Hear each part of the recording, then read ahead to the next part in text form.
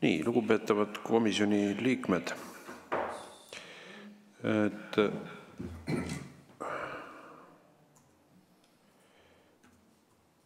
Alustame siis komisjoni istungiga. Ettepanek on täna koosolekul kuulata Rahandusministeeriumi 25. aasta kevadist majandusprognoosi. Ja kolmapäeval meil istungit ei oleks, aga me palusime ülevaadet sellest Enefit Greeniga seotud analüüsist ja nendest Eesti Energiaga seotud materjalidest. Ja hommikul on siis võimalik, kellel komisjoni liikmetest on huvi sellega tutvuda, siis tegemist on siis ametkondlikuks kasutamiseks ärisaladusega. Siis komisjoni ruumides on võimalik sellega tutvuda kell 9. Aga see ei tähenda, et see on komisjoni istung, vaid lihtsalt on võimalik materjalidega kirjalikega lugeda. Nii, kui see päevakord on vastuvõetav, siis ma loeksin selle päevakorra kinnitatuks ja meil on kohal siis kevadist majandusprognoosi tutvustamas Rahandusministeeriumi fiskaalpoliitika osakonna juhataja härra Raul Lättemäe ja fiskaalpoliitika osakonna juhtivanalüütik härra Margus Täht. Ja ma annaksingi sõna siis Rahandusministeeriumi esindajatele, et kirjalikult meil on see majandusprognoos inimest olemas, eks ole, aga kui palju te härra Lättemäe mõlema ettekandajaks palju aega meil läheb, et me teame? Me katsume äkki kumbki 20 minutit, kui sobib, või teeme 2,5 tundi? No 2,5 tundi võib-olla asjakohane, kuna kirjaliku osaga oleme. Natukene tehniliselt me üritame need slaidid ka teile ette manada. Ma ei tea, Margus, kas sul õnnestus siseneda, sest minu arvuti tahab restarti.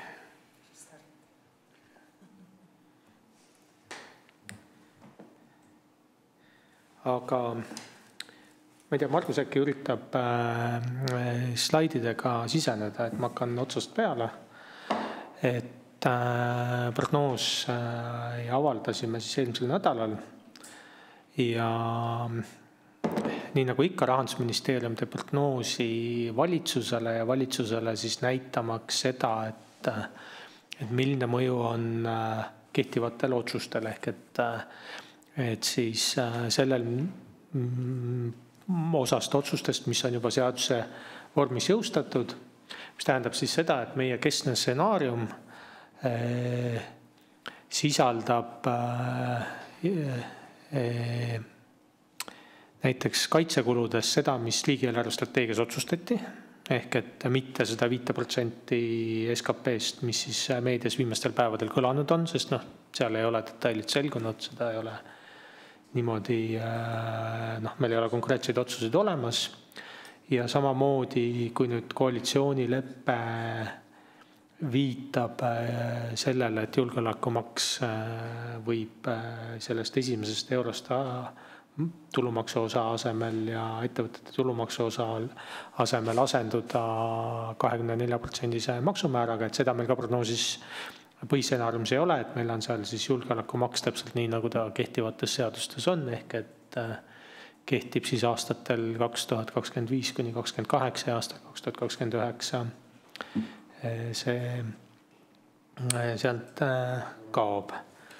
Ja samamoodi siis väliskeskkonna puhul meil oli prognoosi koostamise hetkel võimalik arvestada suure majanduspoliitilise määramatusega. Ja kohe, kui meil õnnestub slaidid ette saada, siis ma sellest pildist seal alustangi.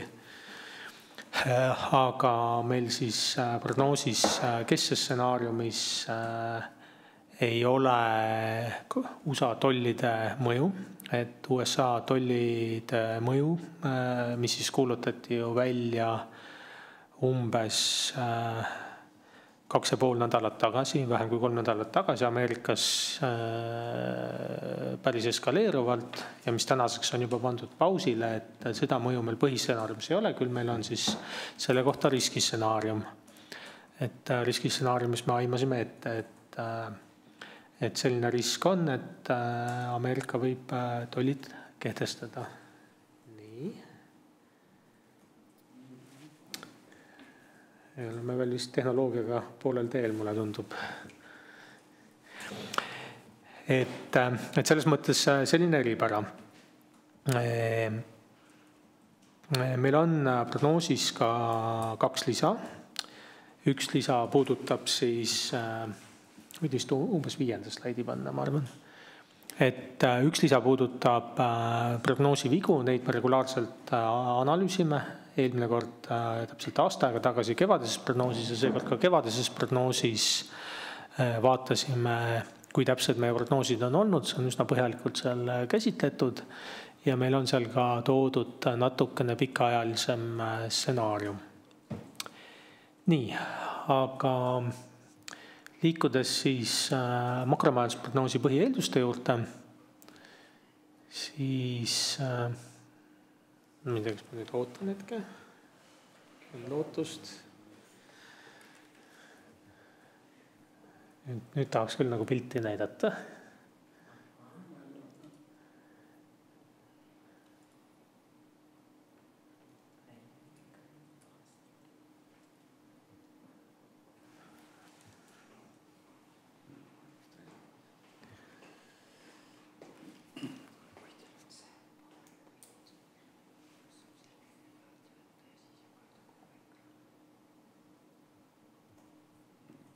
Nii. Tehnoloogia suuresti pärineb ka Ameerikast, hetkel veab natukene alt, aga loodame, et lühiajaliselt.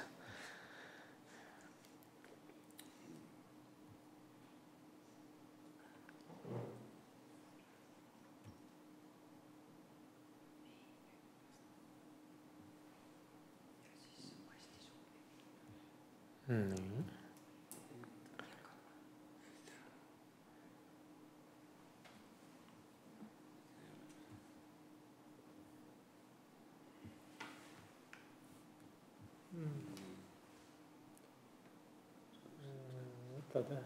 Täiesti ikka selle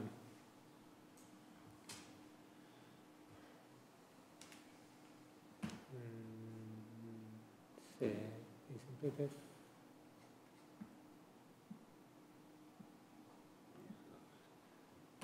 Väga huvitav.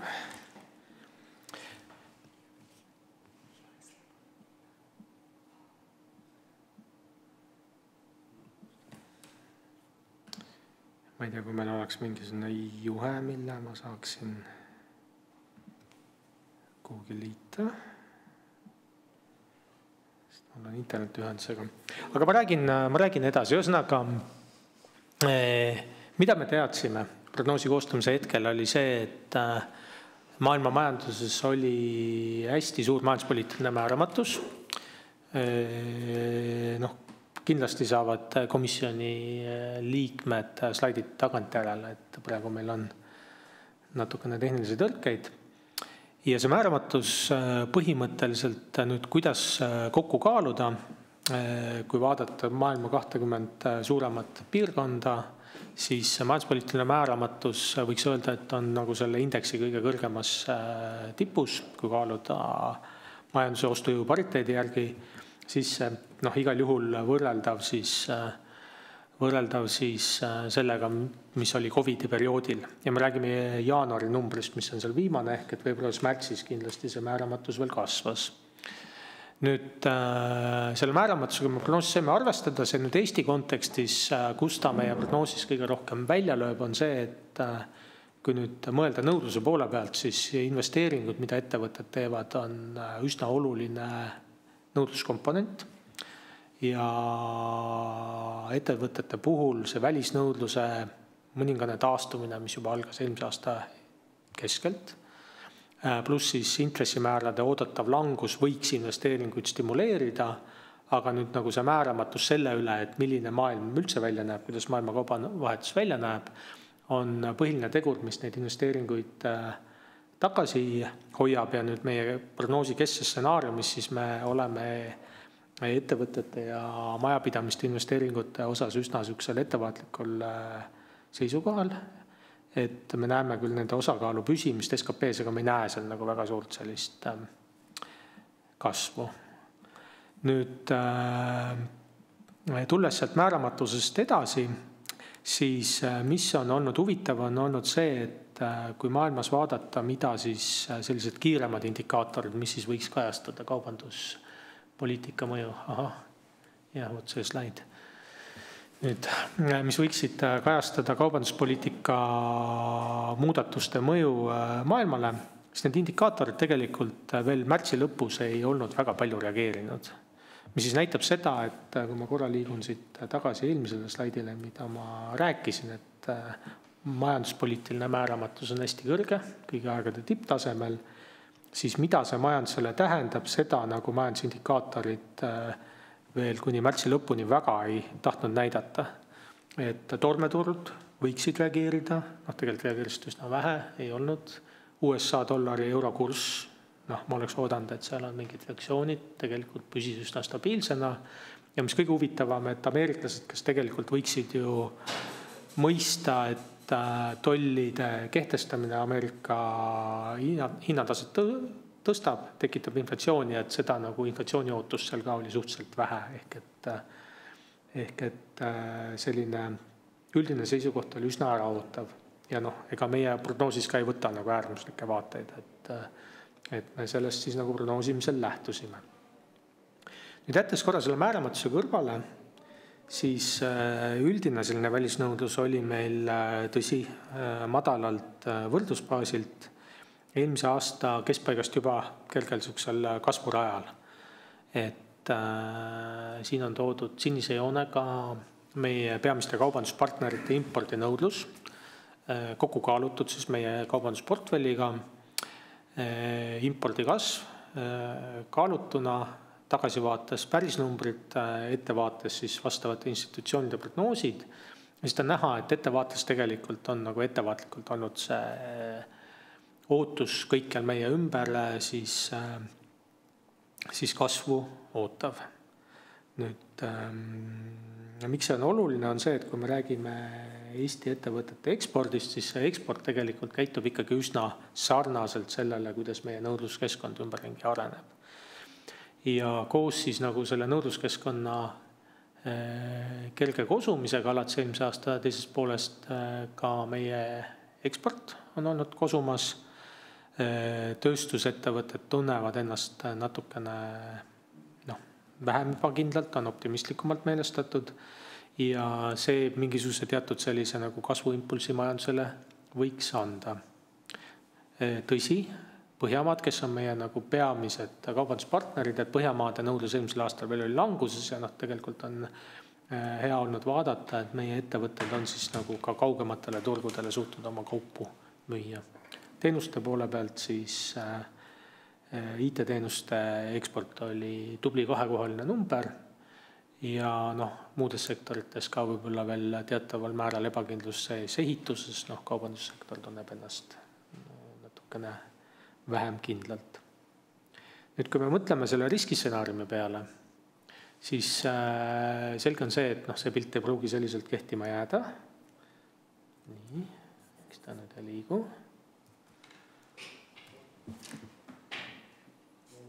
Hangus. Siis seni, kuni see arvuti seda välja mõtleb, me lähtusime sellest, mida Euroopa põhilised institutsioonid meie väliskeskkonna kohta arvasid. Ja minu jaoks võib-olla natukene isegi ootamatult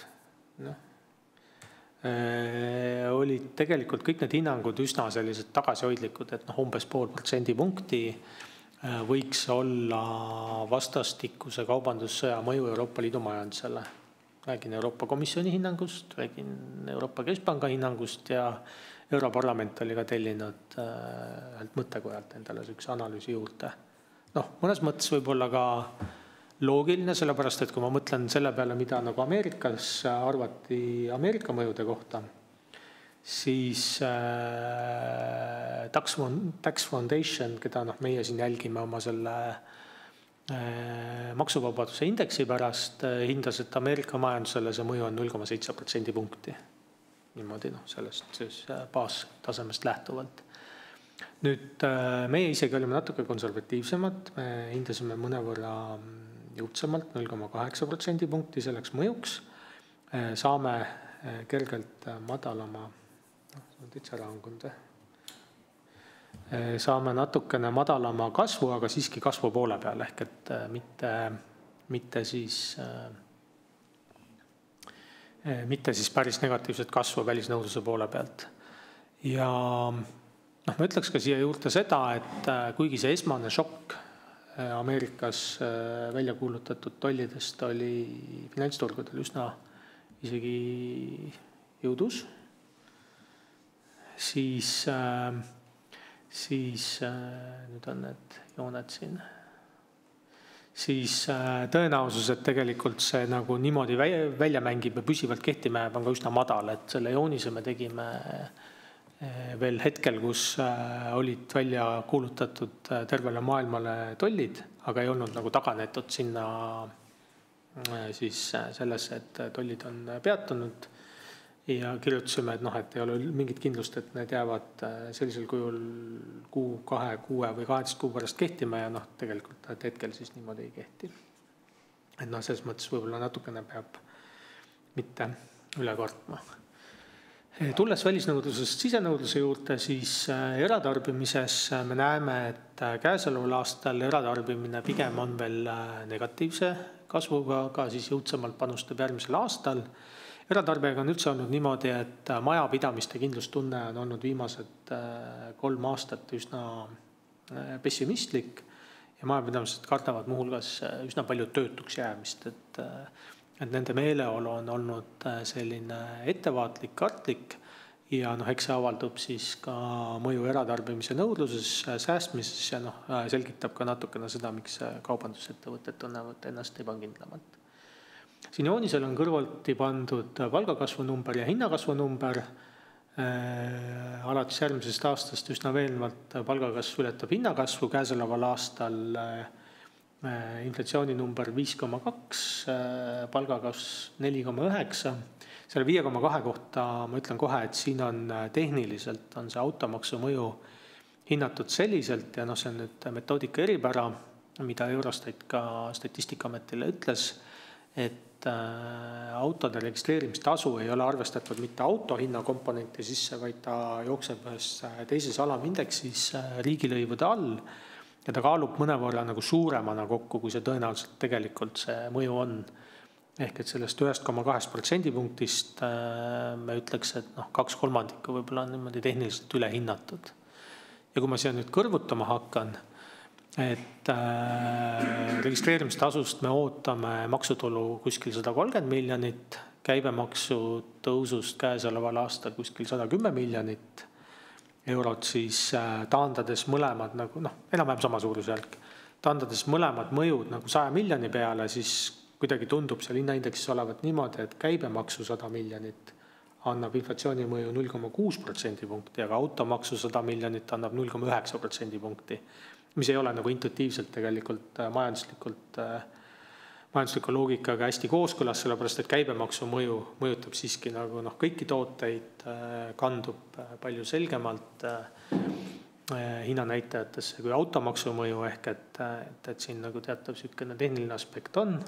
Teine asjaolu ka, et see kõik need hinnaindeksid, mida ja ka palgaindeksid, mida me makromajanduslikult majanduses näeme, et nad on majanduse terviku peale kokku, et tegelikult palgakasv inimesel on väga individuaalne, sõltub kui tugev läbirääkimisvõime tal on oma tööandja juures ja hinnakasv sisaldab absoluutselt kõiki kaupu, mida ükski inimene ei tarbi nagu kõiki kaupu majanduses. Ja need inimesed, kes siis autot käesoleval aastal ei osta, kes siis, ma ei tea, kes vahetasid auto eelmisel aastal ära või kellel seda autoostuplaani käesoleval aastal ei ole, et nende jaoks võib juba öelda, on see inflatsiooni näitajaga käesoleval aastal 4% juures. Ja riskistsenaariumis siis on need numbrid mõnevõrra madalamad sel aastal ja mõnevõrra siis inflatsiooni osas mõnevõrra kõrgemad järgmisel aastal. SKP reaalkasvu me näeme SKP-d käesoleval aastal siiski kasvamas. Siin põhjus on natukene ka selles, et eelmise aasta teisest kvartalist juba majandus oli niimoodi kvartalis kasvamas ja puhtalt juba nagu natukene ka võrdlusbaasi efektide tõttu 1,7% käesoleval aastal kasvu, aga siis veenvam kasv järgmisel aastal. Et näeme positiivseid numbreid. Ja selle sama pildi lõpus toodud hallide tulpadena siis see julgeolekumaksu kaotamise mõju, kuivõrd see prognoos sisaldab aastat 2025–2028 julgeolekumaksu ja noh, ma ütleks niimoodi, et selle aasta 2029 osas on ju öeldud hetkel seda, et see julgeolekumaks kaob, aga ei ole väga selgelt sõnastatud seda, et milline saab olema see fiskaalpoliitiline impulss seal ja seetõttu ta tehniliselt justkui annab sinna stiimuli kohane märkida hallide tulpadega. Seesama riskistsenaarium kaubandussõjast võtab kummastki aastast umbes 0,5% kasvust ära. Selle 0,5% mõju eelarvepositsioonile -0,1, -0,2%, aga siiski kasvunumbrid ka sellest riskistsenaariumis jäävad positiivseks. Ja juhin tähelepanu ka sinna lõpuperioodile, et tegelikult need riskistsenaariumid meil on tehtud nagu 2 aastat, mitte siis kogu prognoosiperiood 4 aastat ette, aga mudel siis tehniliselt annab sellise väikese negatiivse mõjuga ettevaates, mis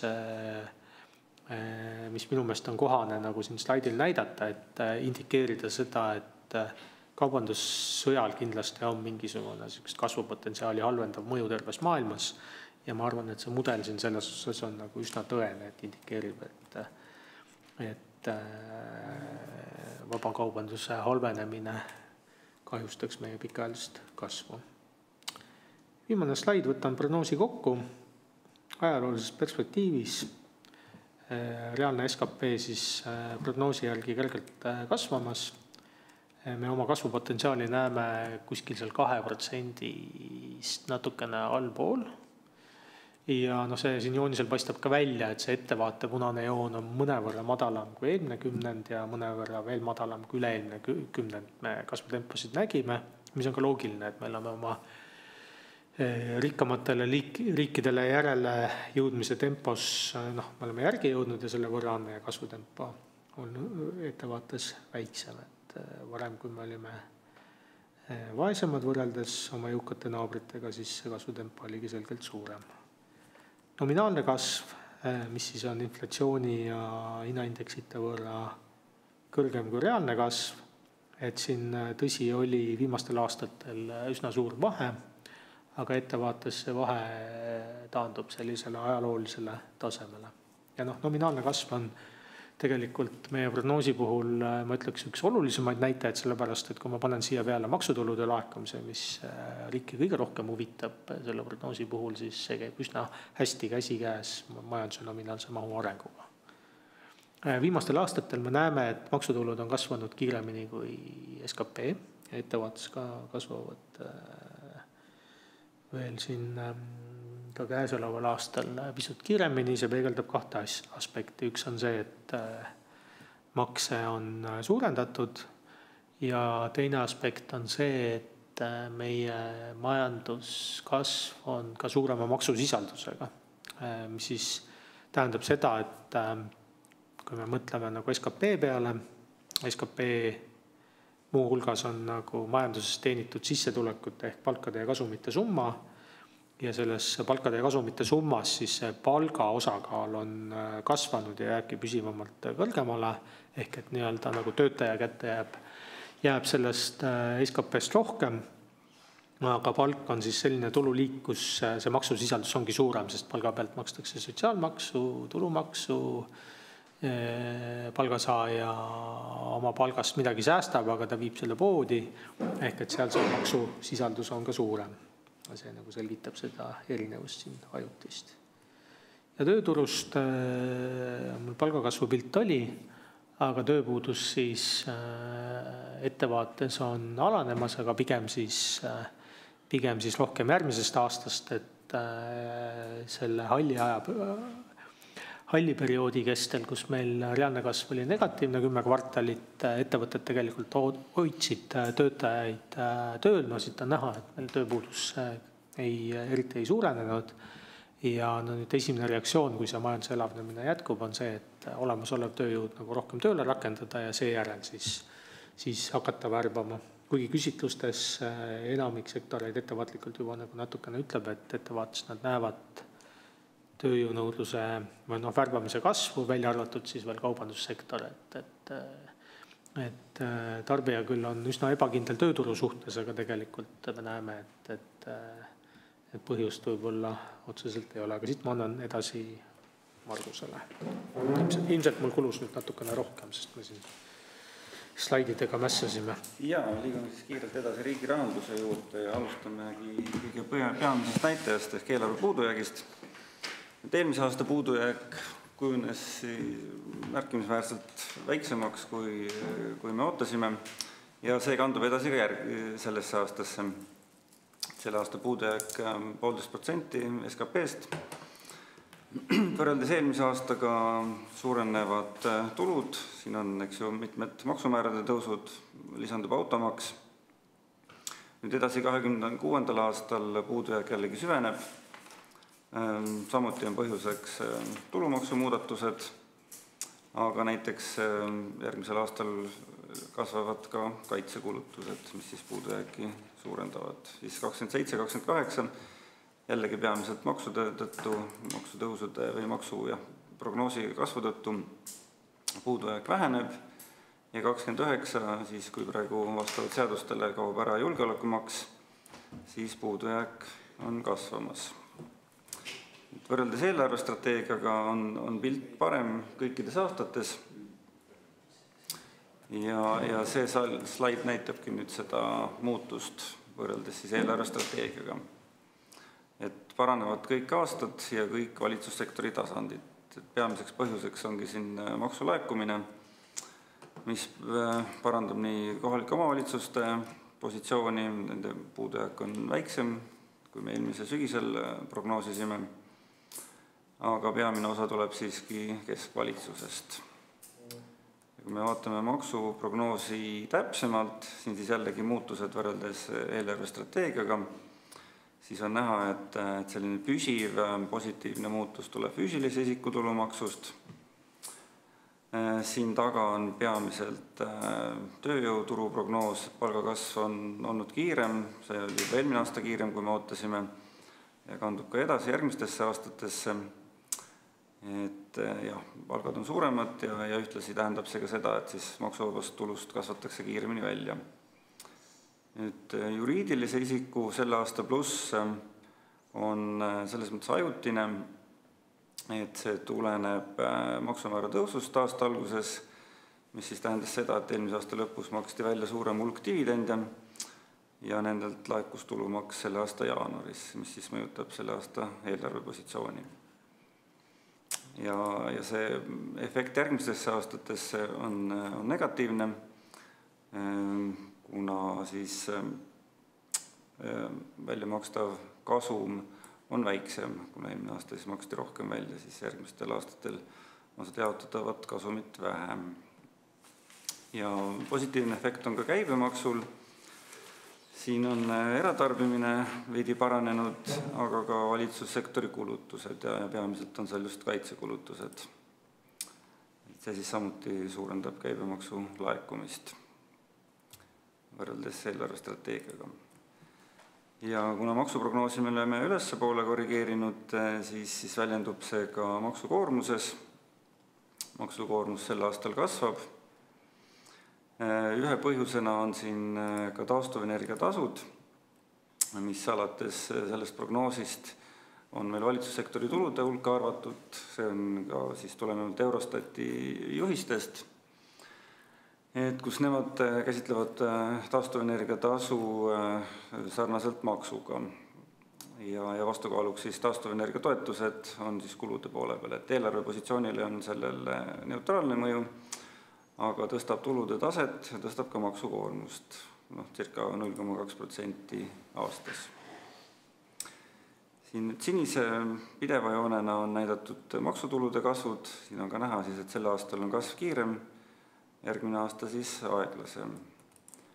Ja kollane joon näitab nüüd kõiki tulusid, nende kahe joone vahe on siis mittemaksulised tulud, kus on peamiselt välistoetused, mis seda siis erinevust tekitavad.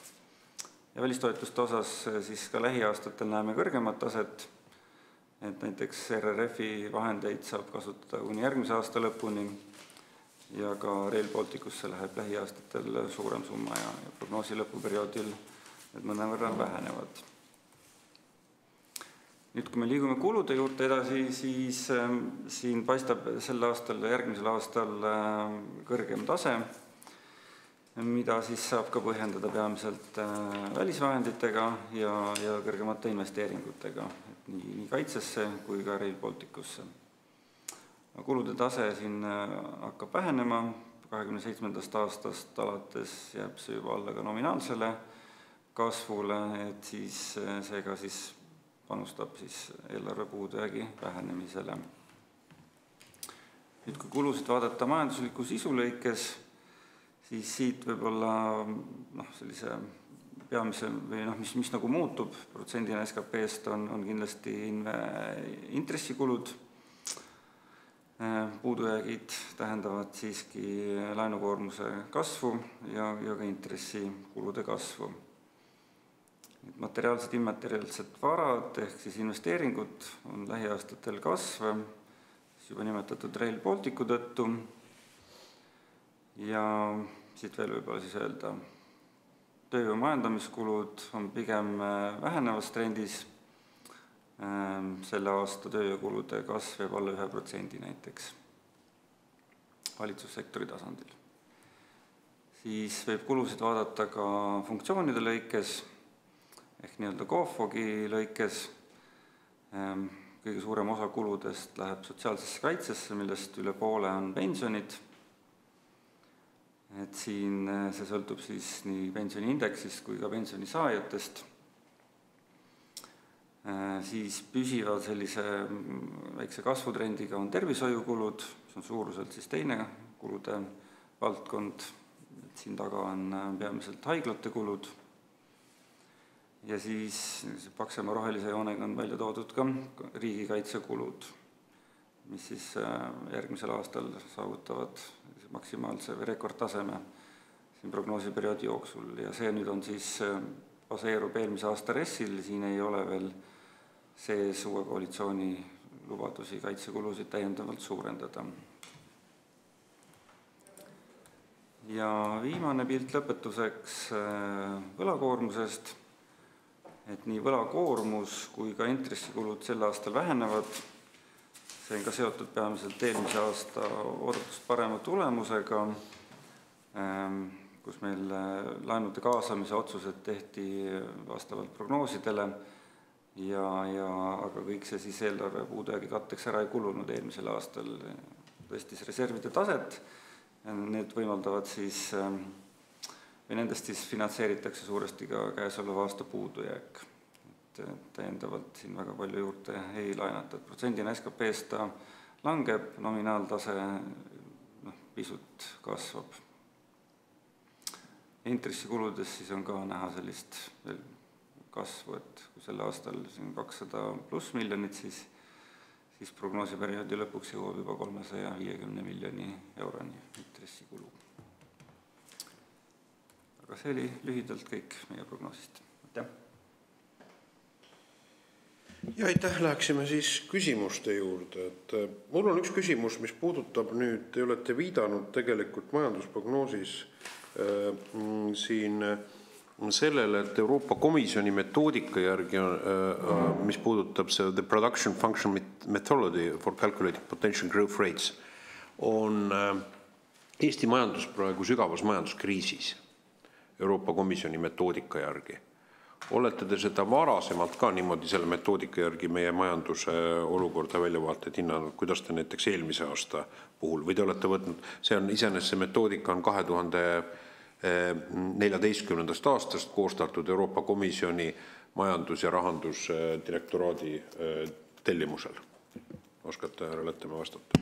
Jaa, et struktuurne defitsiit on olnud selline fiskaalpoliitiks hästi oluline kontseptsioon, seda struktuurset defitsiiti arvutataksegi sellise potentsiaalse SKP kasvu ja tegeliku SKP arengu vahena ja seetõttu seal see ühtne metoodika on, et seda me oleme alati läbivalt kasutanud ja meil on tegelikult olnud minu meelest kas nüüd 3. või 4. prognoos, kus me oleme siia juurde lisanud ka ühe sellise majanduse ilmakaardi hinnangu ja selgitanud sinna juurde, et see Euroopa Komisjoni ühtne metoodika, et see võib meie seda majanduskriisi sügavust üle hinnata. Ja põhjus on selles, et et kõik need metoodikad, me tegelikult ju, see on nagu natuke nagu nähtamatu näitaja, et ega me tegelikult seda käega katsuda ei saa, et kui palju see majandus siis nüüd nagu täis tööhõive ja täistehased töötavad nagu täisvõimsuses, on seal mingi loomulik tööpuudus, mingisugune loomulik varieeruvus, et kui kiiresti see majandus toimetab, natuke on nagu sellised trendipõhised. Ja mis meil juhtus COVID-kriisi järgselt eelkõige siis nagu ja eelkõige siis selle Venemaa Ukraina suunalise rünnaku järgselt on see, et trendina me võime ju vaadata, et majandus oleks pidanud mingisuguse trendiga edasi liikuma, aga me ju kõik saame aru, et näiteks nagu need logistikahelad, mis olid ida-lääne suunaliseks kaubanduseks üles ehitatud või need tehased, mis siis ja ettevõtmised, mille ärimudel nagu sisaldas odava toorme kasutamist Venemaalt või Valgevenest, et need tegelikult on nagu jäädavalt kadunud. Ja see on nagu selline potentsiaali kadu, mida see Euroopa ühtne metoodika arvesse ei võta ja seetõttu ta nagu kuidagi kipub natukene üle hindama seda kriisi sügavust just seetõttu, et see on tegelikult kaotatud potentsiaal, ega see ei tule tagasi, see ettevõtja peab välja mõtlema, kuidas ta oma tööd ja mis ta teeb, eks ju, et see ärimudel nagu enam ei toimi. Nüüd, miks selline ühtne metoodika olemas on see, et kuna struktuurselt defitsiidil ja selle sisendniks oleval sellel potentsiaalse kasvu arvutusel, mis siis on ka selle kriisi sügavuse hinnangu indikaatoriks, on Euroopa fiskaalpoliitikas tähendus, siis on nagu kokku lepitud, kuidas kõik 27 liikmesriiki seda ühtselt nagu ühtne metoodika, et see oleks nagu võrreldav ja see oleks nagu võimalikult objektiivne. Ja kindlasti me ei ole sinna ainsad Euroopa Liidus, kellel on samalaadne mure, et see kipub seda languse sügavust natuke nagu võimendatud üle hindama ja seetõttu me ise oleme ka kasutanud.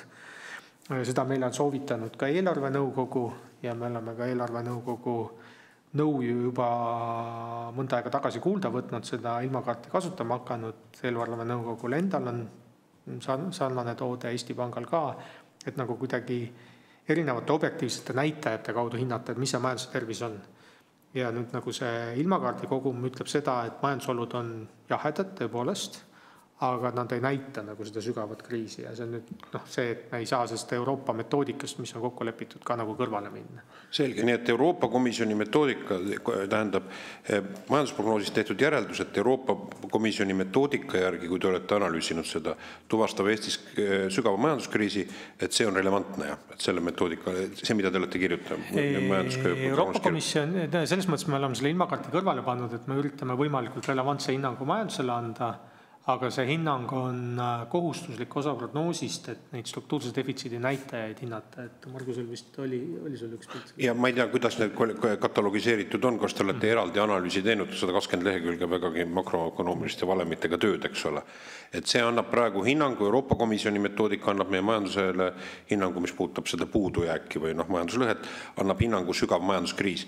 Ja mu küsimus ongi nüüd, et kui te viimastel aastatel teinud, mis see aasta tagasi oli? Kas see lõhe on nüüd kasvanud, kas see sügav majanduskriisi staadium oli ka aasta tagasi või ta oli tegelikult leebem? Ta on näidanud läbivalt nüüd viimased mitu aastat, alates tegelikult sellest 2022. aastast on ta näidanud sellist negatiivset lõhet ehk et kas siis sügavat kriisi või nagu kriisi olemasolu. Et eelmine kord oli tegelikult sama pilt, aga ettevaates see on vähenemas ka Euroopa metoodika järgi. Aga selge, et aga teil eraldi on teil mingi analüüsidokument ka selle kohta, et selle Euroopa Komisjoni metoodika kohta, kuidas te olete tuvastanud, või see on lihtsalt teie analüütikud arvutavad läbi vastavalt nendele valemitele, see on kuidagi kalkuleeritud? See on, ma kindlasti leian need viited, et see on, Euroopas on vastavad materjalid olemas ja me tegelikult kasutame seal muuhulgas ka Euroopa Komisjoni enda välja töötatud tööriistu, ehk et Euroopa Komisjon on... Ja sellele te viitasitki, see oligi see 120 leheküljeline tohutu väga veenev pulla. Selge pilt, et kui seda komisjoni saaks, kus me oleme olnud seal, kui ta viimastel aastatel, kui eelarvenõukogu on soovitanud seda kasutada. Aga mu küsimus puudutab nüüd meie maksukoormust. Et kui ma õieti saan aru, et praegu me jõuame 36,7% sisemajanduse koguproduktist selle aasta maksukoormus. Minu andmetel viimati oli selline, seda ületav maksukoormus Eestis oli Tiit Vähi valitsuse ajal 96. aastal 36,86%. et millest toona võis olla see, kuna nii kõrged maksutasemeid ei olnud tingitud, kas see puudutas, et varimajanduse osakaal, et me hindasime SKP-d madalamana, et varimajanduse osakaal oli nii kõrge, et lihtsalt mitte maksustatav käive oli nii ulatuslik, et see tegelikult jäi maksukoormusest välja. Et miks meil, ja alates 97. aastast hakkas see maksukoormus suhteliselt kiiremini langema. Kui me oleme jõuame juba nagu 3 aastakümne tagusesse maksukoormuse tasendesse, millest toona nii kõrge maksukoormus võis olla tingitud? Kui palju meil oli toonane SKP analüüs või võimeline ka varimajandust peegeldama, kui palju ta arvesse võttis? Pean nüüd natukene peast meenutama, et mis aastatel Tiit Vähi üldse valitses. 95 kevadest kuni 97 kevadeni oli tema teine valitsus. Ega ma nüüd nagu niimoodi detailselt, ma küll 98 alustasin majandusanalüütiku tööd, et ma niimoodi peast liiga palju improviseerida ei taha, aga ma mäletan, et 95-96 kuni 97 oli meil üsna sükene buumiv majanduskeskkond, mis siis tegelikult päädis sellise väliskeskkonnast tingitud kriisiga, et Aasias devalveeriti päris mitmete Aasia valuutade vahetuskurssi. Väga suur rünnak oli Hongkongi valuutakomitee vastu, Eesti oli ka valuutakomitee ja see nagu tingis tegelikult meil sellise kapitalivoogude pöördumise koos siis sellise majanduskriisiga, mis mul seal punase joonega slaidil ka kirjas oli ja võimalik, et nüüd nagu majanduskriisis juhtub, et need näitajad nagu saavad mõjutatud ka sellest, et see SKP kukub sealt alt nagu kiiremini ära, et ma pakuks sellise selgituse, aga kindlasti peaks nagu järgi vaatama, sest ma tõesti ei mäleta seda 30 aastast tagust maksupoliitikat, et kas seal tehti ka maksupoliitilisi muudatusi. Selge, nüüd on Mart Võrklaev, ma saanud vastust ütles, aga ja siis on Anti Allas. Ja ma sellele ajaloolist vastust ma ei tea, aga ma tahaks esimehe tähelepanu viidata, et miks see maksukoormus meil tõuseb, et siin ei saa ära unustada seda, et kui nüüd üks slaid edasi panna, siis meil näitab seda, kuidas meie kulud SKP-sse kasvavad. Ehk et kui meil maksukoormus on jõudnud sinna 3,36 peale, siis kulutase on mis ta siis on 45, eks ju. Ehk et me jätkuvalt kulutame siis ligi 9-10% rohkem, kui meil on tulusid. Et ma ei tea, palju meid see ajaloos tagasi vaatamine aitab, aga tegelikult targem vist oleks vaadata seda praegust hetke tulevikku, ehk et meie kulutasemed on ilmselgelt liiga kõrged ja me oleme konstantselt tänu sellele defitsiidis. Et see on nagu selline praegune probleem ja kui ta oli seal 33% veel, siis kasv oleks veel suurem või vahe oleks veel suurem olnud. Ja mis seal salata, et eks seal on selliseid nii kulusid, mida võib-olla oleme oma riigi heaolu tõstnud, aga paratamatus on ka see, et seal sees on kaitsekulud, mis seda kulubaasi meil tõstavad. Ja mis on omakorda toonud kaasa ka surve siis seda tulubaasi tõsta.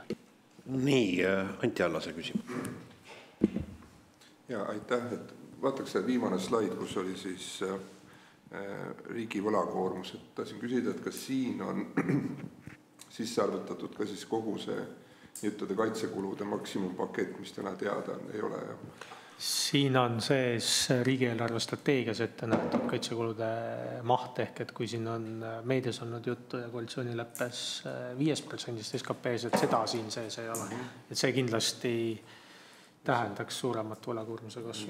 See tõstaks umbes paar protsenti või rohkem isegi. Või olete ta kumuleerub selles mõttes,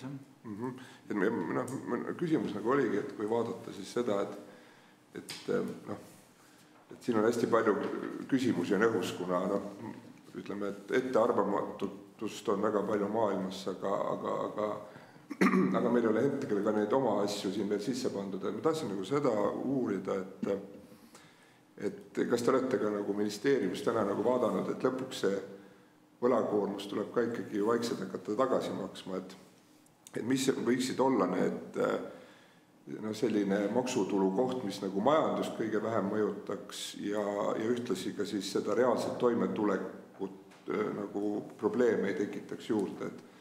Et ühesõnaga me oma riiki peame pidama, et kust ja kuidas siis edasi elada?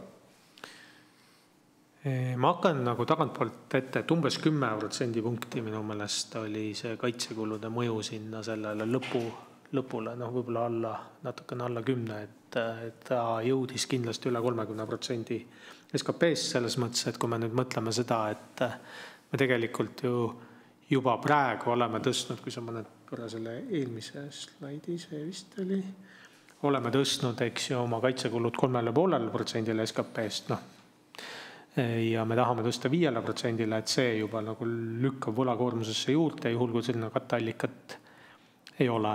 Ja see on ka täitsa tõsi, et tegelikult lühiajaliselt, isegi kui meil on Euroopas vabastusklausel, mis võimaldab seda lühiajalist finantseerimist, kui me nüüd kujutame ette, et me püsivalt tahame hoida kaitsekulusid näiteks seal 5% peal, peame hoidma, siis on igal juhul vaja sinna püsiv katteallikas leida, sest mida me oleme vaadanud on see, et võlakoormus meil kindlasti hakkaks selgelt kasvama, kui me finantseeriksime või aktsepteeriksime sügavat defitsiiti. Ja tavaliselt riigireitingud kipuvad reageerima võlakoormusele kiirele tõusule, mitte niivõrd tasemele. Euroopa riikide kõik, see kogemus nagu näitab, et kiire tõus, reitingute kasv, intressi tõus, nii riigile kulu, aga tegelikult riskipreemia tõus, kui riigirisk tõuseb, siis see on lagi nagu kohalikele ettevõtetele ja kuskil teistes ringides on ju olnud juttu konkurentsivõime raportid, mis siin on viimastel aastatel tehtud, et meil on nagu see üks nagu sükest konkurentsivõimet halvendav küsimus majanduses see, et meie nagu ettevõtete kapitalikulu intressi näol on kõrgem kui Soomes või Rootsis. Ja kui tahta siin midagi kapitalimahukat teha, kas või nagu energeetikasektoris, siis tegelikult meil on juba nagu see konkurentsieelise puudus, et me maksame selle kapitalist rohkem ja kui see nüüd hakkab nagu tõusma, siis see kindlasti hakkab seda kasvu pärssima.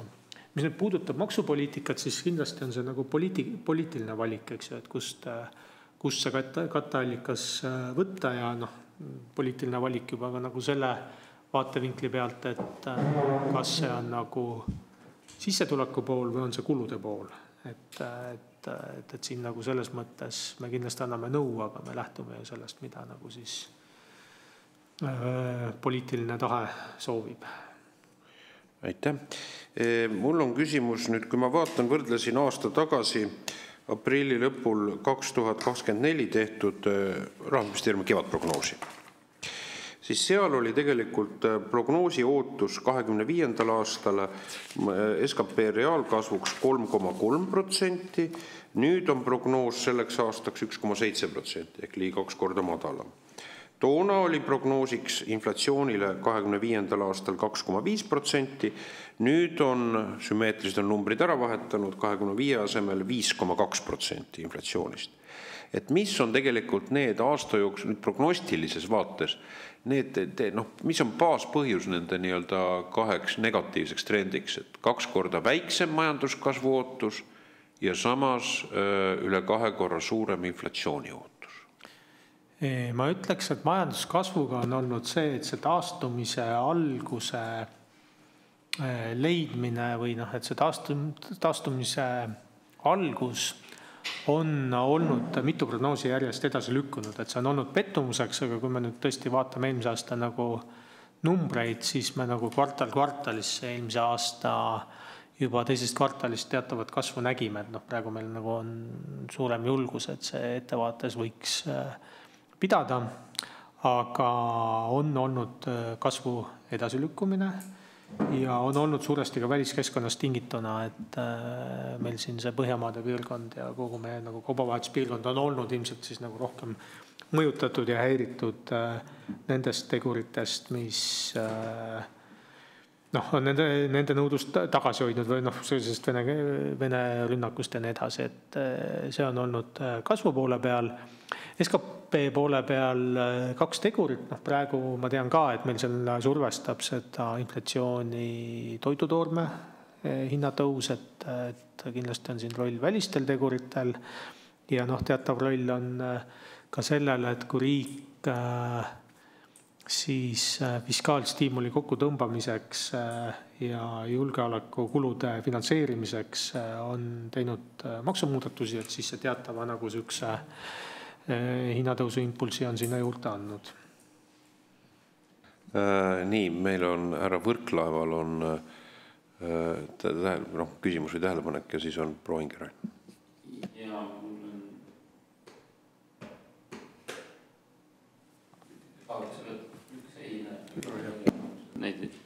Ja mul on üks tähelepanek, mida paluks ka Rahandusministeeriumi inimestel kinnitust või mitte, aga kas mitte ei ole ka selles majanduskasvu prognoosis meil see muutus toimunud, et nii eelmise aasta kevad kui suveprognoosis võeti arvesse, et meil kaob maksuküür 2025. aasta algusest, ehk et rakendub siis kõigile tööl käivatele inimestele maksuvaba tulu 700 eurot, mis siis pidi inimestele päris korralikult raha rohkem kätte jätma, eeskätt keskklassi või keskmise palga saajale kuskil selle 100-120 eurot kuus selle teadmise järgi. Ja siis Eesti Pank ju prognoosis ka, et kuna see on nii suur maksuleevendus, inimestele läheb see raha kätte, siis see läheb meil majandusse. Ja kuna sisetarbimine meil suure osa siis majandusest nii-öelda moodustab, et kas mitte ei olnud isegi juttu ligi 1% majanduskasvust tänu sellele maksuküüru kaotamisele, mis nüüd siis teatud põhjustel eelmine valitsus otsustas edasi lükata. Isamaa on olnud ka siin ülikriitiline selle küüru kaotamise osas, aga see maksuküüru kaotamine on oluline maksuleevendus ja sealt ka minu meelest nähti seda majanduskasvu võimalust, et kui võtta nüüd, kui ma tunnen, et see on õige või mälu alt ei vea, et see kuskil 1% oli, et siis me saamegi aru, et selle maksulangetuse edasilükkamisse on läinud 1% umbes majanduskasvu meil. Et kas see teooria on enam-vähem korrektne või mitte? Jaa, tegelikult meil oli ju suveprognoosis ka kirjas, et ja selles mõttes ma majandusteadlasena ma nagu seda maksupoolt nagu üle ei tähtsusta, et stiimuli andmine ükskõik mis moel majanduskasvu suurendab ja stiimuli äravõtmine ükskõik mis moel, et kas kulukärpe teel või maksutõusude teel, seda majandust tagasi hoiab ja selles mõttes ma nagu saan seda kinnitada, mida Mart ütles. Ma selle inflatsiooni kohta ütleks juurde ka seda, et ma tegelikult oma ettekandes ju mainisin ka seda, et seal on see tehniline aspekt, mis seda hindab automaksu mõju lihtsalt tehniliselt üle, et see on natukene niisugune lihtsustatud käsitlus matemaatikast, et inimestele öeldakse, et summa ei sõltu liidetavate järjekorrast, tegelikult matemaatikast on ainult 2 tehet, kus järjekorrast ei sõltu, on korrutustehe ja liitmistehe, kõikjal teistel tehingutel sõltub järjekorrast ja indeksarvutus on kombinatsioon korrutustehtest ja liitmistehtest ja siin juba ka nagu sõltub. Ehk et osaliselt on see ka metoodiline iseärasus, et me näeme seal seda numbrit 5,2, ma arvan ka tegelikult ilma selle tehnilise mõjuta 4, sellest 1,2% punktist võib olla 0,3% punkti, mitte 1,2, 0,3, 0,4 kolmandikeks ja seda ütleks ka Eesti Pank, et seal on ka nagu tehnilisi tegureid, mis justkui nagu selle numbri paisutavad suuremaks, kui ta reaalselt on. Õige on see jah, et nagu on öeldud, et tegelikult Rahandusministeerium ütles nii kevadprognoosis 2024, et majandus 2025. aastal reaalkasv on 3,3, kui ka suveprognoosis, milleks olid juba need kokkulepped ja otsused tehtud, sealhulgas ka Reformierakonna maksuküüru kaotamiseks. Prognoosis ei olnud sees veel seda, et maksuküüru kas sügisprognoosis olid sees selle niinimetatud julgeolekumaks, oli sees või ei olnud? Ei olnud. See on nii nagu praegu, et praegu selles kevadprognoosis ei ole ju samamoodi sees seda, et osa... suveprognoosis 24, jah. Aga ei, suveprognoosis 24 ei olnud sees veel seda, sellepärast, et selle peale ju tehtigi eelarve maksuotsused. Nii, ja selle loogika järgi oli ka seal täpselt 3,3%, 10% täpsusega. see. Kuid nüüd on Diana Ingerainen, jah? Aitäh. Ma tahtsin küsida, et kas selles prognoosis on ka võetud arvesse demograafilist nagu olukorda ja arvestades, et meie inimesed elavad kauem, kahjuks need elavad koos haigustega kauem, et siin on ikkagi see tervishoiukulutused 7,1%, et kas see prognoos nagu arvestab, et ütleme, täna on meil 70 000 teise tüübi diabeedihaiged, kahjuks neid 5 aasta pärast on tunduvalt rohkem, et inimesed piltlikult öeldes või natuke kõlab inetult, et ei sure enam ära nendesse haigustesse nii ruttu, ravimid on teinud väga suure innovatsiooni, aga et kas see prognoos võtab ka nagu arvesse, et need tuleb kõik ravimite ja tervishoiuteenustega nii-öelda katta? Siin prognoosis me oleme uuendanud sotsiaalkulud, tähendab siis põhimõtteliselt pensionite ja peretoetuste prognoosi.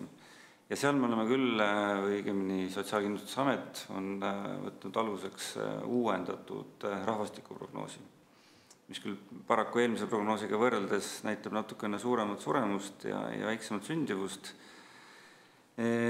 mis siis riigieelarve kuludele tähendab siis vähenemist, et võrreldes eelmise sügise prognoosiga on neid kulusid vähendatud. Nüüd see tervishoiukulude prognoos pärineb Tervisekassa prognoosist ja seda nad põhjalikumalt uuendavad 1 kord aastas, et see tuleb nüüd suveks uus prognoos. Aga ma usun, et seal nagu aasta vana prognoos veel ei ole nagu lootusetult vana prognoos, et need muutused seal nüüd nii kiired ilmselt ka ei ole, et see nüüd kardinaalselt muutub see suvi. Põhimõtteliselt, kas ma saan õigesti aru, et Tervisekassa ütleb, et see 7,1 peab katma siis sellel ajal siis kõik selle teenuste vajaduse? Siit on ka näha, et ta tõuseb siin, et see on üks väheseid selliseid kululiike, mis siis pidevalt kasvab. Seal on, kui ma lisan juurde, et mis puudutab näiteks haridustöötajate või meditsiinitöötajate arvu, et meil natukene nagu see demograafia kipub mõnes aspektis olema, aga nagu riigile nii-öelda ebasuutsas suunas arenemas, sellepärast, et õpetajate arvu tõusu, eks ju, on ka siin meediakajastam, me oleme vaadanud, et õpetaja arv õpilaste kohta tegelikult ei ole muutunud, ehk et meil demograafiliselt natukene tundub, et on mingid sellised kohortid, kus siis on lapsi rohkem jõudmas koolidesse ja samal ajal tervishoius on nagu see vananemise esimesed mõjud hakanud kätte jõudma, ehk et osaliselt on siin demograafilisi tegureid sees nii hariduskuludes kui meditsiinikuludes. See vastab ka tõele. Mul on küsimus ka selle prognoosi kohta, mis puudutas nüüd sündivuskordajat. Et ma saan aru, et Rahandusministeerium on oma prognoosides muutnud tegelikult demograafilist prognoosi. Et varasemalt juhinduti Statistikaameti rahvastikuprognoosi baasprognoosist ja nüüd seoses viimase ajaga siis negatiivse sündimuse osas on ka märgitud, et peretoetuste rahalisi vahendeid ja vanemahüvitise vahendeid on siin ligi 100 miljoni euro võrra vähem kasutatud, nii-öelda prognoositakse sellel aastal, eks ole, ka seoses sellega, et on sündivus väiksem. See ongi põhiline põhjus. Siis nüüd on, kui on võetud kasutusele must stsenaarium, tähendab Statistikaameti rahvastikuprognoosist, mis on siis, kas ma saan õieti aru, et te olete kasutusele võtnud stsenaariumi 3 madal sündimus, mille sündimuskordaja on 1,53, baasstsenaariumil oli ta 1,7, sellel mustal stsenaariumil on 1,53, olgugi, et meie tegelik sündivus, tõsi küll, demograafias on trendid inertsemad, aga on siin alla suurusjärgus 1,2 on sündivuskordaja, tõenäoliselt siin viimasest aastast tuleb. Et kuna te toote prognoosis eraldi aluseks selle, et te olete muutnud oma sündimusprognoosi baasväidet, et millise siis, kuna seal on 7 stsenaariumit Statistikaameti sündimusprognoosil, et madalamaks olete korrigeerinud, et millise stsenaariumi peale te olete liikunud, kas stsenaariumi 3 peale? Siin me kasutame Sotsiaalkindlustusameti prognoosi, et nemad on selle kulu väljamaksjad ja minu teada nad ei võta Statistikaameti prognoosi nagu üks-üheselt üle, et kuna see on ajalooliselt näidanud, et see tegelik elu läheb natukene teistmoodi, siis on nad seda korrigeerinud, et see on minu teada niimoodi, et nad ei võta üheselt ühtegi kindlat stsenaariumit, aga nad jälgivad ise väga täpselt neid väljamakseid ja selle pealt teevad oma prognoosid. Kui nii lühikese viivega demograafilises trendides 24 versus 25 prognoositakse 100 miljoni euro jagu vähem peretoetuste ja vanemahüvitise väljamaksmist, siis tagasiulatuvalt ma olen päris kindel ja väljamaksmisi jälgitakse täpselt. Küsimus on nüüd selles prognoosi tegelikkuses, eks ole. Et kui see Sotsiaalkindlustusamet prognoosib seda nii oluliselt alla, siis millisena me prognoosime 25. aastaga rahvastikudünaamikat. Et ma saan aru, et need küsimused ei ole mitte teile, kui te lihtsalt monteerite kokku selle prognoosi neid alusandmeid, ka nii-öelda raha, kuna see oli riigi rahanduse peatüki all, et palju riigil jääb raha mingil põhjusel kätte, siis on see küsimus Sotsiaalkindlustusametile. See suurusjärk on 100 miljonit sotsiaalkulud kokku, millest enamuse moodustavad ikkagi pensionite väljamaksed või pensionite prognoosi muutus, et ma peast ei oska öelda, kui palju see peretoetuste osa seal oli, aga suurem osa on kindlasti pensionites. Nii et selge, et ühesõnaga, et te olete prognoosi allapoole, sündimusprognoosi olete korrigeerinud allapoole, aga te teete seda siis Sotsiaalkindlustusameti sisendi alusel. Täpselt nii. Arusaada, mida siis tuleb need küsida. Ja mul on küsimus seda, mida härra Võrklaev siin osundas Reformierakonna maksuküüru elluviimisele, selle edasilükkamisele, et küsimus on maksuküüru ära kaotame. Just Reformierakonna. Isamaa tegi maksuküüri ja Reformierakonna kaotab maksuküüru ära niipidi. See on tasutud teadanud meil kahe poole.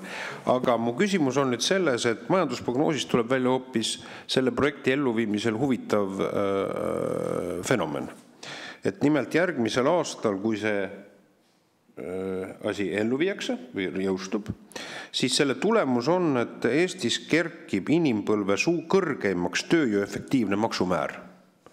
Et ütleme, et see kerkib 34,6%-ni ja siis me oleme tagasi enne 2005. aastat, üle 20 aasta taguses ajas oma tööjõu efektiivse maksukoormusega. Miks see nii juhtub? Kuidas siis nõnda, et retoorikas kõnelevad meil poliitiline juhtkond, et nagu tööjõumaksu kuidagi nagu vähendatakse, aga tegelikult jõuame hoopis inimpõlve perspektiivis. Maksukoormusega jõudsime vähivalitsuse aega, nüüd jõuame 2005. aasta eelsesse aega. Selgitage, et miks meil kerkib, muutub nii-öelda inimpõlve perspektiivis rekordiliseks tööjõu efektiivne maksumäär, nagu on toodud ära majandusprognoosis?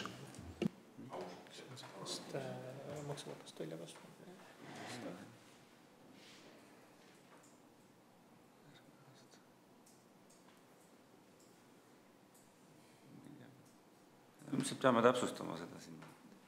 Arusaadav. Ka vaikimine, ma möönan, ei pruugi tähendab nõusolekut minu küsimusega, aga mu järgmine küsimus puudutab tarbimise efektiivset maksumäära. Et ka siin on vägagi niisugune negatiivne dünaamika näha. Et tarbimise efektiivse maksumäära puhul me oleme tõusu suunas. Ja te ütlete, et me kerkime, et siin on nagu lähiaastatel kerkitakse Euroopa kõrgeimatesse, mitte kõrgeimale absoluudis, vaid kõrgeimate riikide sekka. Et kuhu me tegelikult siis, kas te saate ka öelda 26. aastal tarbimise efektiivse maksumääraga jõuame? Pärast seda, kui meil on realiseerunud ka selle aasta aktsiisid, ja siis juulikuine käibemaksu tõus. Et meil on tööjõu efektiivne maksumäär jõuab inimpõlve perspektiivis kõrgemaks järgmisel aastal ja sama dünaamikaga liigume ka tarbimise efektiivse maksumääraga. Kas me saavutame tarbimise efektiivse maksumäära vabanemisjärgse Eesti kõrgeima taseme? Kas nii võib öelda?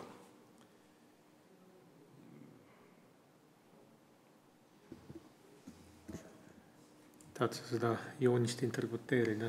Siin on tausta muidugi selles, et meil on see maksukoormus jaotunud selliselt, et meil on nagu tarbimismaksud on suhteliselt kõrged ja kapitalimaksud on suhteliselt madalad selles mõttes, et Euroopa Liidu võrdluses meie maksukoormus ju on ikkagi pigem seal madalas otsas.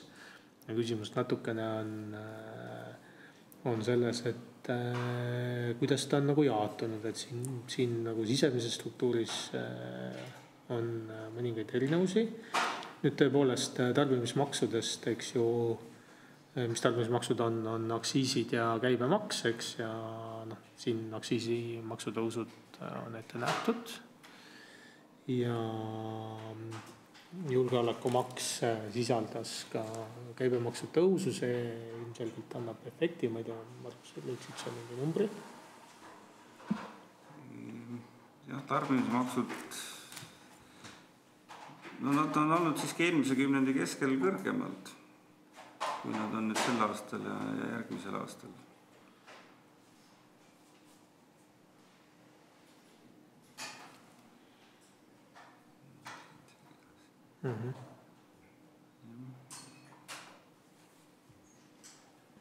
Ma moodan, et tähendab siis suhtena SKP-st kõrgemad, et ma mõtlen lihtsalt terve asjaga, et kui me praegu alustasime selle stardipositsiooniga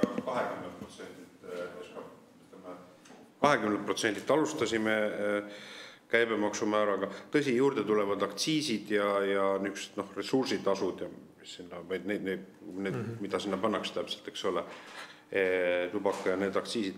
Et kuidas nad eelmise kümned, kui te ütlete, et ala 2015-14 saavad kõrgemad olla, te mõtlete nüüd suhtarvuna SKP-sse nominaallaekumised või?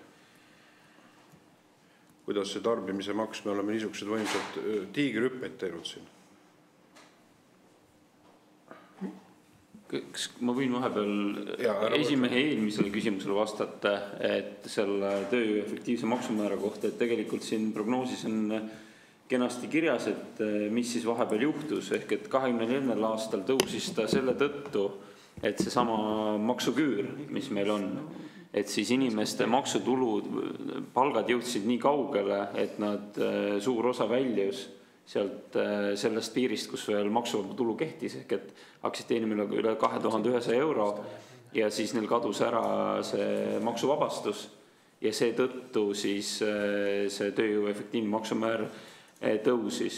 Mis seda leevendas omakorda oli see, et keskmise pensioni me 23 vabastasime tulumaksust, mis siis 24 aastal oli 776 eurot ja tulumaksuvaba tõus 654 peale, et see omakorda leevendas seda, aga kuna palgad on tõusnud kiiresti, siis just see väljumine sest 2009 on seda tõstnud. Ja nüüd, mis on siin... Ma lõpetan ma lause, esimees, et ja nüüd on siin viide, et 25-28 see tõuseb, aga kuna see prognoos on tehtud selle põhjal, et see sisse on võetud julgeolekumaks, siis julgeolekumaksu üks komponent oli esimesest eurost tulumaksuga maksustamine.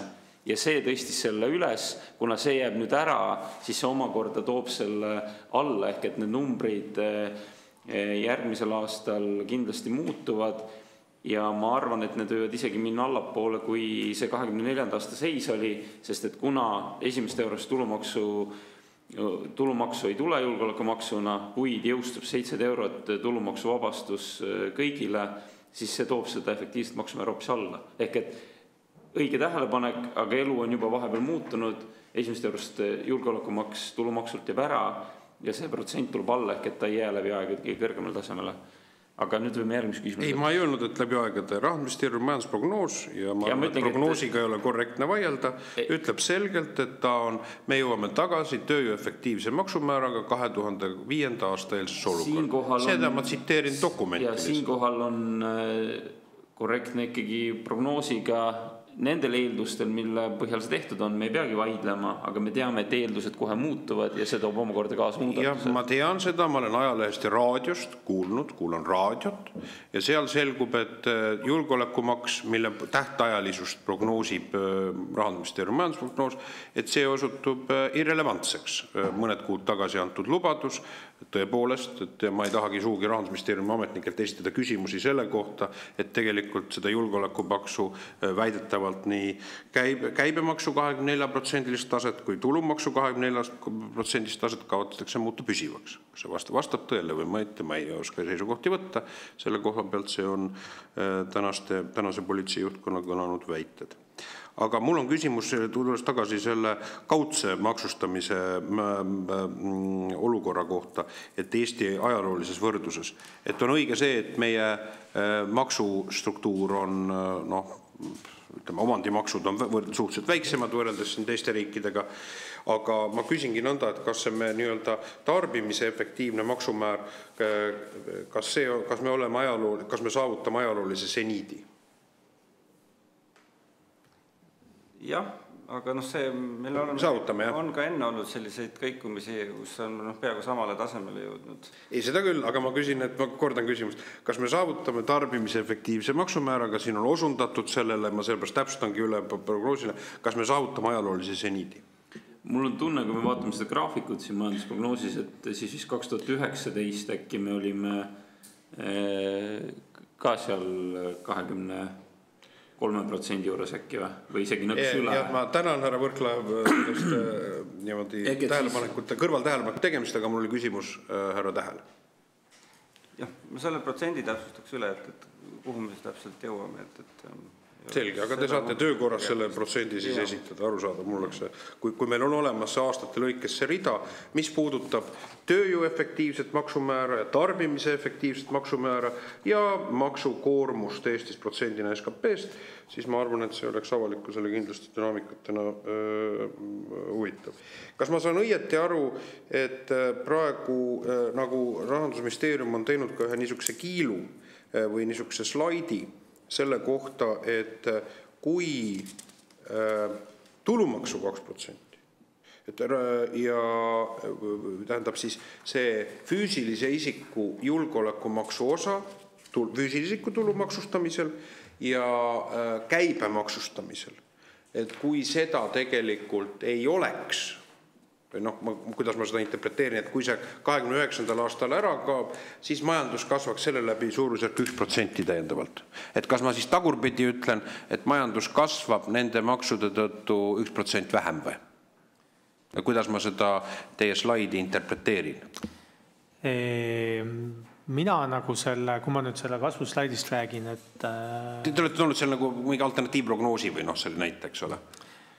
Selles mõttes, et defitsiit kindlasti stimuleerib, aga mis puudutab nüüd seda aastat 2029, siis minu hinnangul seal on tegelikult välja öeldud nagu pool rehkendust, et üks asi on see, et kui julgeolekumaks on öeldud, et see kehtib 3 aastat, 3 aasta pärast kaob ära, siis justkui kuhu sa siis nagu selle julgeolekumaksu puhul ära kaduva nagu maksutulu paned, sa paned selle defitsiiti, seni kuni ei ole öeldud välja, mis see defitsiidi otsus on, aga ma arvan, et aastasse 2029 tegelikult teadliku defitsiidi otsust ju valitsus ei ole veel teinud, sellepärast, et eelmise aasta RES ulatus aastani 2028, sel aastal tehakse aastani 2029, et ta selles mõttes ei anna ju päris terviklikku pilti, et küsimus sellest, et mis majandusele stiimuli annab, on küsimus sellest, et mis juhtub defitsiidiga, mitte mis juhtub maksudega tingimata.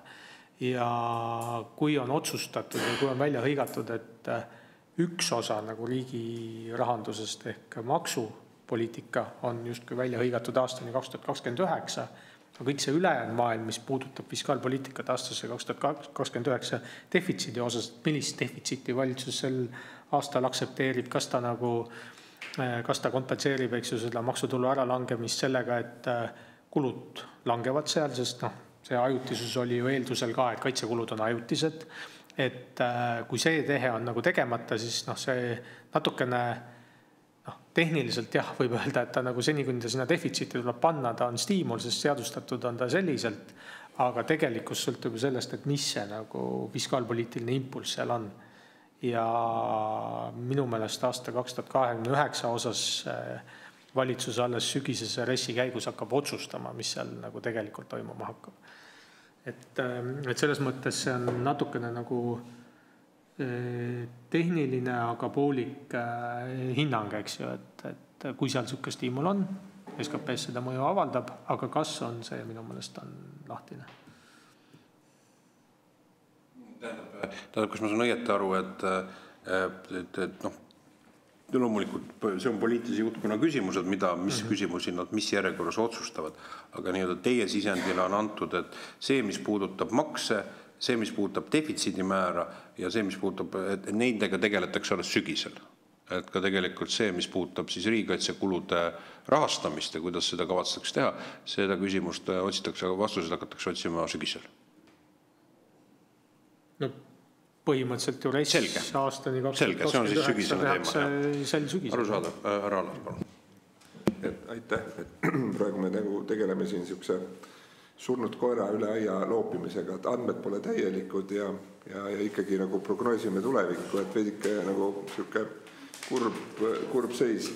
Et härra Lättemäe ütlesite, et te annate soovitused, olge hea, andke komisjonile ka soovitus, et mis selleks teha, et selline keskklass julgeks tarbida, kui palju, kuidas siis seda maksukorraldust ümber teha niimoodi, et mis stimuliseeriks nagu majanduskasvu, aitaks sellele kaasa ja ühtlasi ka siis tõesti keskklassi tarbimise hulk julgustaks toimetama, et kuidas me peaksime ikka selle maksukorralduse ümber tegema, et me ei saa nende numbrite pealt ju eirata, et me peame mingeid otsuseid tegema. Aitäh.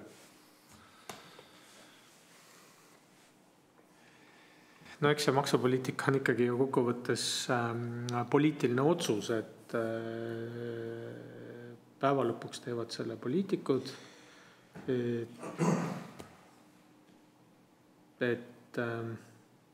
et ega ma ei tahaks nüüd spekuleerida ühtepidi teisipidi, et kindlasti mida me nõustame, me näitame, mida teised riigid on teinud, kus on meie võrdlused, hindame erinevate stsenaariumite mõjusid ja sealt pealt siis poliitikud otsustavad, et ma niimoodi nagu ei tahaks küll hakata sõnastama.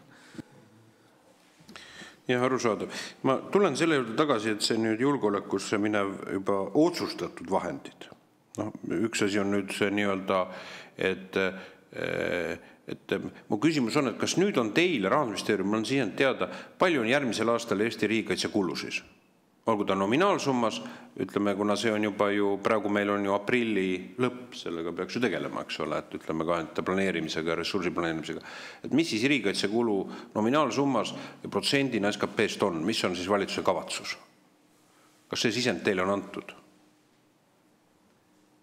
No praegu lähtume ikkagi RES-i seisust. Okay, teie käsutuses ei ole seda informatsiooni, mis on arusaadav, eks ole, et see on, üks asi on poliitiline retoorika, poliitilised seisukohad, mis on väljendatud, aga see, mis on nagu ametkonna tasemel, teie lähtute sellest, mis on riigistrateegias kirjas, see oli vist 3,4%. Jah, ja seal tuleb veel eristada, et on 2 metoodikat, on see NATO metoodika ja on KOFOG metoodika. Just, aga mis suurusjärk ei muuda, vaid need on niisugused, eks ole, ja seal 10% vist. Ja mu küsimus on nüüd selles, et siin kõlas üks number, kui on kõneletud sellest 1,6 miljardi euro ulatuses moona soetamisest, eks ole. Et valitsuse eesmärk, ma saan aru, on soetada see RES-is kirjas olev eesmärk siis aastaks 2031 lõpuks. On nii? Oleme adekvaatselt aru saanud selle RES-i planeerimisloogikas. See on olnud Rahandusministeeriumi majandusprognoosi sisendi aluseks. Jah, et see kõik see 1,6 miljardit, et see RES-i-perioodi, see osa jäi RES-i-perioodist välja. See välja, jah.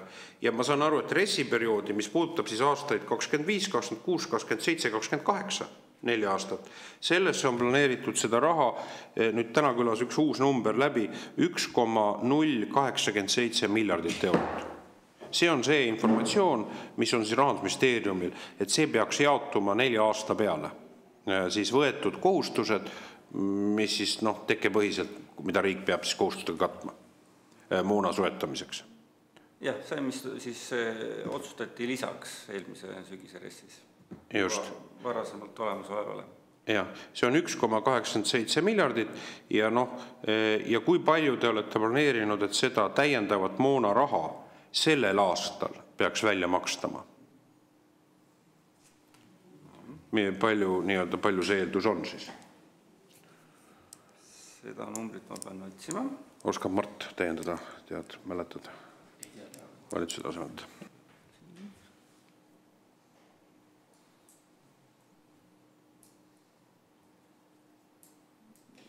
Teeksin seda rahulikult ministeeriumi. Sest paradoks on selles, et kaitseotstarbeline erivarustus, see on Rahandusministeeriumi see kirje, mille alt moona soetatakse, eks ole. Et see kirje, see raha 100 miljoni euro võrra võrreldes 24. aastaga väheneb sellel aastal, mis tekitabki küsimuse, et mis see rahastusallikas sellisel juhul on.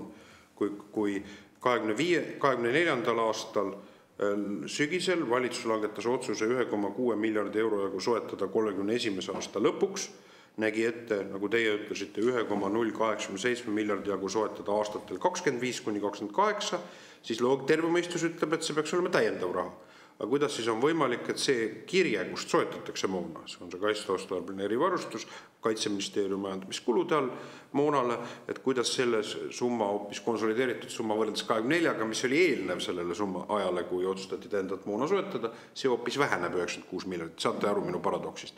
Äkki te suudate töökorras anda sellele vastuse? Jah, võtame kaasa selle küsimus. Just, et küsimus oleks konkreetne, et palju siis tegelikult arvestuslikult te eeldate, et palju sellel aastal eelarves on ette nähtud seda raha, palju peaks olema selleks moona soetamiseks. Arusaadav. Kas komisjoni liikmetel on veel küsimusi? Härra Allasel on? Ei ole, aitäh. Arusaadav. Selge, et siis on meil küsimustega selge, et kui on tõesti saaks selle kaitseasja kohta informatsiooni ja tegelikult nende selle ajalise dünaamika kohta informatsiooni, et siis nagu alati Rahandusministeeriumi esindajad on väga laitmatult ja elegantselt tutvustanud seda informatsioonitiivset alust, mis on siis aluseks vähem üheks sisendiks poliitilisele juhtkonnale, arvestavad nad seda siis või mitte. Aitäh. Ja härra Võrklaeval on veel viimane lõpurepliik. Ma annaksin sõna nüüd härra Võrklaeval. Härra Võrklaev, olge hea. Et ma arvan, et riigieelarve kontrolli erikomisjonis on ka kohane ikkagi siis tunnustada või tähelepanu juhtida vähemalt sellele, et positiivne märk on see, et riigi rahandus on meil sellisel positiivseid tulemusi hakanud näitama, ehk et nii eelmise kui selle aasta defitsiit on ikkagi märkimisväärselt parem kui see -3%. Ehk et selle taga on kindlasti suur ja korralik töö olnud nii kokkuhoiu vaates kui ka erinevate maksuotsuste vaates. Aga mu selline mõttekaas oleks küll see, et eks siis nii poliitikutele kui ka ametnikele, kes neil nõu annavad, et samas vaimus seda siis hoida, et kindlasti täiendavad kaitsekulud seavad sinna täiendava surve, aga see töö, mis on tehtud kulude kontrolli alla saamisel, et seda oleks meil siis tarkus hoida. Ma arvan, riigieelarve vaates on see oluline, aitäh.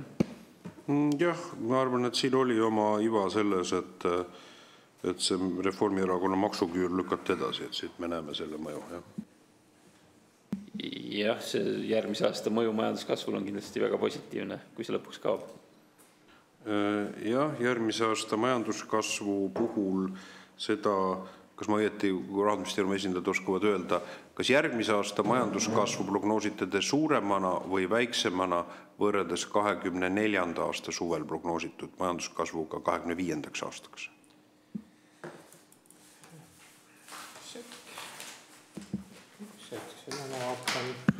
Selle ma vaatan kohe järgi. 25. aasta majanduskasv võrreldes ja natukene väiksem. Tähendab, selles mõttes, et palju te 26. praegu prognoosite reaalkasvu? 2,5.